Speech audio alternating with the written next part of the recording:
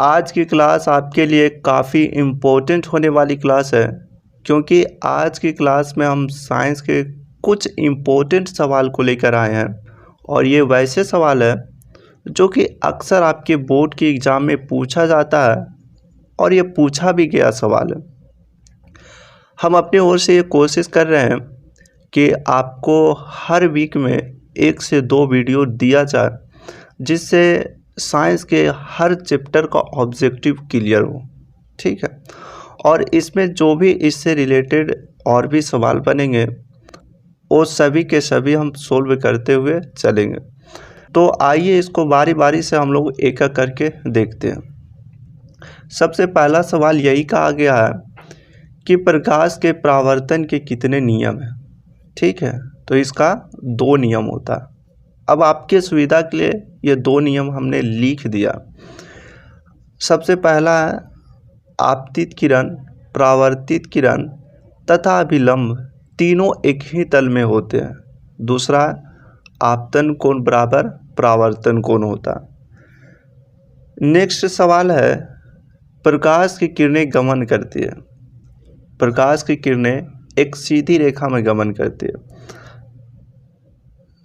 सवाल नंबर 3 है निम्नलिखित में से किसका अपवर्तनांक सबसे ज़्यादा होता है। तो देखिए ये जो कुछ अपवर्तनांक है इसको हम लिख दिए हैं आपके सुविधा के लिए, और इन्हीं अपवर्तनांक में से कोई एक आपसे पूछा जाएगा। ठीक है, हीरा का अपवर्तनांक 2.2 होता है, वायु का अपवर्तनांक 1.003 होता है, बर्फ का अपवर्तनांक 1.33 होता है और कांच का अपवर्तनांक 1.5 होता है। तो इसमें से देख लीजिए कि किसका अपवर्तनांक ज़्यादा होता है। तो हीरा का अपवर्तनांक सबसे ज़्यादा 2.42 होता है। ठीक है, नेक्स्ट सवाल ये है निम्नलिखित में से कौन लेंस की क्षमता का मात्रक है। तो इसको बोलते हैं डाईऑप्टर, या कभी कभी इसको आपको मीटर के पावर -1 भी दे देगा। तो इन चीज़ों को ध्यान रखना आपको। ठीक है, नेक्स्ट सवाल है, और ये सवाल काफ़ी इम्पोर्टेंट सवाल है। ठीक है, ये जितने भी सवाल है ये सारे के सारे इम्पोर्टेंट सवाल है और ये कई बार आपके बोर्ड की एग्ज़ाम में पूछा गया। देखिए इसमें आपको इस प्रकार के दो ऑब्जेक्टिव सवाल बनता है। एक आपसे पूछ देगा कि दर्पण सूत्र क्या होता है और दूसरा आपसे पूछ देगा लेंस सूत्र क्या होता है। तो देखिए दोनों में बस थोड़ा सा डिफरेंस है।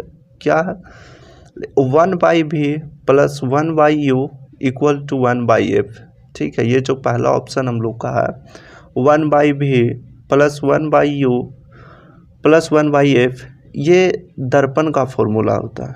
ठीक है, ये किसका फॉर्मूला है, तो दर्पण का। लेकिन अगर इसमें माइनस सिर्फ रह जाए 1/v - 1/u = 1/f, तो ये जो हम लोग का फॉर्मूला है वो लेंस का फॉर्मूला होता है। तो कभी कभी आपको कह के ऐसे देगा कि लेंस फॉर्मूला इनमें कौन है। ठीक है, तो जहाँ पर माइनस हो जाएगा वो लेंस और प्लस हो जाएगा तो दर्पण। तो इसका right option A 1/v + 1/u और बराबर 1/f। अगर लेंस फॉर्मूला हमसे पूछता तो हम इसमें 1/v - 1/u = 1/f को लेते। ठीक है, इसके बाद नेक्स्ट आपको कह रहा है सवाल नंबर 6, किसी लेंस की क्षमता -2d है तो इसकी फोकस दूरी क्या होगी। यह भी एक इम्पोर्टेंट सवाल है। तो देखिए इसको निकालने का बहुत ही आसान तरीका है और ये चीज़ें आप लोग पढ़े भी होंगे। जैसे इसमें अगर हम कहें कि लेंस की क्षमता दिया गया, अच्छा आप लोग को एक चीज़ पता होगा कि क्षमता बराबर फॉर्मूला क्या होता है। तो आप कहिएगा कि क्षमता बराबर फॉर्मूला 1/4 फोकस दूरी होता है। ठीक है, अच्छा बाबू अगर हम इसमें से फोकस दूरी बराबर लिखना चाहे तो क्या लिख सकते हैं, तो 1/, क्षमता। ठीक है, फोकस दूरी बराबर लिखना चाहे तो 1/, क्षमता को लिख सकते हैं। अब देखिए इसमें कुछ नहीं करना, बस यही चीज़ हम लोग के लिए थोड़ा सा इम्पोर्टेंट था। क्षमता बराबर फॉर्मूला 1/, फोकस दूरी, और फोकस दूरी बराबर फॉर्मूला 1/, क्षमता होता है। ठीक है, इसी को हम थोड़ा सा इस प्रकार लिख दिए।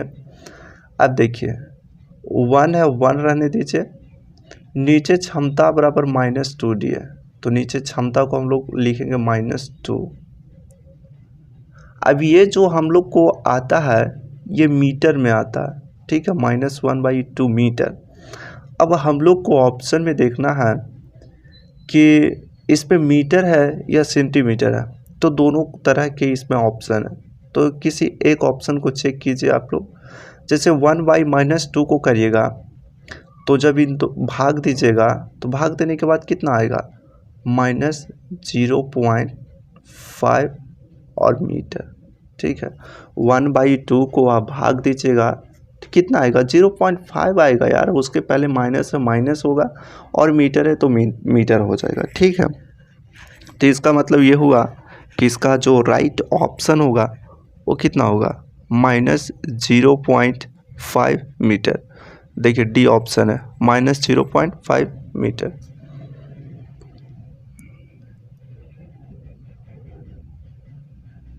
सवाल नंबर नेक्स्ट है, कौन सा दर्पण आमतौर पर वाहनों में पीछे देखने के लिए दर्पण के रूप में उपयोग किया जाता, तो ये उत्तल दर्पण है, ठीक है। नेक्स्ट सवाल आपका है, किस उत्तल लेंस की फोकस दूरी हमेशा होती है, किसी उत्तल लेंस की फोकस दूरी हमेशा होती है।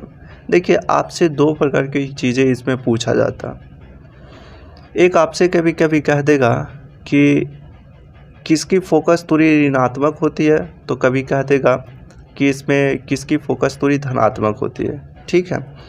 तो देखिए जब भी आपको उत्तल लेंस दिया हुआ, यहाँ उत्तल लेंस है, जब भी उत्तल लेंस दिया गया है तो उत्तल लेंस के लिए आपको हमेशा धनात्मक लेना, हमेशा धनात्मक लेना। लेकिन अगर लेंस आपको अवतल कह दे तो उसका फोकस दूरी हमेशा ऋणात्मक लेना। ये दोनों चीज़ों में बहुत कन्फ्यूज़न होता है। उत्तल लेंस रहे तो आपको फोकस दूरी धनात्मक लेना, और यदि अवतल लेंस रहे तो फोकस दूरी ऋणात्मक लेना, ठीक है।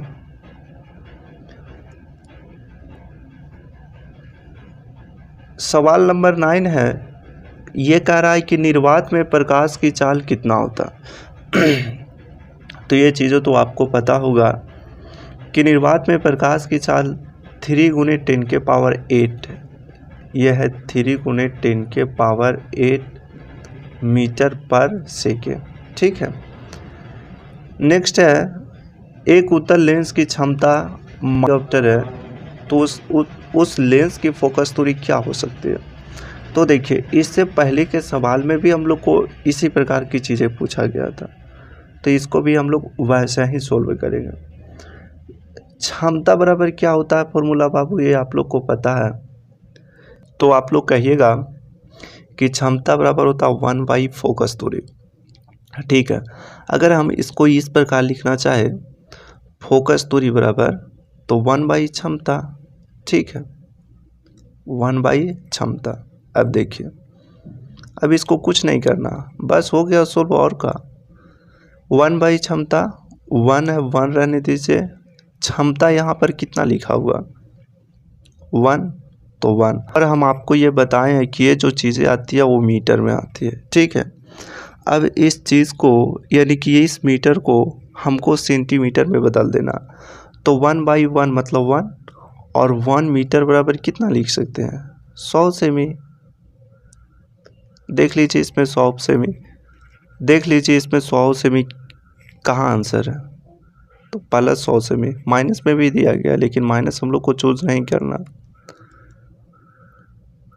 नेक्स्ट सवाल है, निम्नलिखित में से कौन उत्तल दर्पण की फोकस दूरी है जिसकी वक्रता त्रिज्या 32 सेमी है। सबसे पहले तो आपको ये जानना है कि दर्पण यहाँ पर उत्तल है, ठीक है। तो उत्तल दर्पण की जो फोकस दूरी होती है वो क्या होती है, इसी चीज़ को पहले आपको जानना पड़ेगा। तो उत्तल लेंस की जो फोकस दूरी होती है वो धनात्मक होती है। इसका मतलब दो ऑप्शन हम लोग के पास ये गलत है। आप कुछ इस प्रकार से ऑप्शन को एलिमिनेट कर सकते हैं। अब हम लोग के पास बच गया +8 सेमी और दूसरा प्लस 16 सेमी। तो देखिए हम लोग को एक फॉर्मूला पता है बापू, R बराबर 2F, ठीक है। तो F बराबर क्या लिख सकते हैं, F बराबर R/2। देखिए R बराबर 2F, तो F बराबर R/2, ठीक है। R का मान दिया गया 32 और बटा 2 16 सेमी। कितना आसान सवाल है। सवाल नंबर देख लीजिए, कौन सा लेंस अपसारी लेंस होता है, ठीक है। कौन सा लेंस एक अपसारी लेंस होता है, तो हम लोग अवतल लेंस को अपसारी लेंस कहते हैं। सवाल नंबर 13 कहता है, दांत विशेषज्ञ किस दर्पण का उपयोग मरीजों के दांतों का बड़ा प्रतिबिंब देखने के लिए करता है, तो इसमें ऑप्शन होगा अवतल दर्पण का। नेक्स्ट है, अवतल दर्पण की फोकस दूरी उसके वक्रता त्रिज्या की क्या होती है, समझिएगा इसको।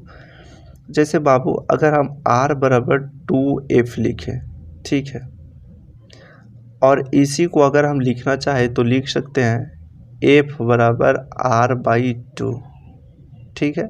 ये दोनों चीज़ें देखिए, इसमें हम लोग से पूछा गया है कि फोकस दूरी वक्रता त्रिज्या की क्या होगी, यही पूछा गया ना, फोकस दूरी वक्रता त्रिज्या की क्या होगी। तो देखिए, तो फोकस दूरी बराबर क्या है, वक्रता त्रिज्या बटा 2। इसको अगर लिखना चाहे तो R गुने 1/2 नहीं लिख सकते हैं इसको, तो 1/2 को क्या बोलेंगे हम लोग, आधी बोलेंगे। सिंपल सा सवाल है, अवतल दर्पण की फोकस दूरी तो वक्रता त्रिज्या क्या होगी। और आज का सबसे लास्ट सवाल है, लेंस के कितने फोकस होती है, तो 2 फोकस होती है इसमें। तो ये कुछ इम्पोर्टेंट सवाल है और ये वैसे सवाल है जो कि आपके बोर्ड के एग्ज़ाम में पूछा गया, ठीक है। हम आपके लिए एक छोटा सा प्रयास ये कर रहे हैं कि जितने भी साइंस का आपका चैप्टर है, उन चैप्टरों में जितने भी ऑब्जेक्टिव सवाल है, सारे के सारे सवाल आपको एक एक करके दिया जाए। आपको इससे हेल्प होगा और साथ ही साथ ऑब्जेक्टिव इससे क्लियर होते चलेगा, ठीक है। तो अगले क्लास में फिर हम इसी प्रकार के सवाल को लेकर आएंगे।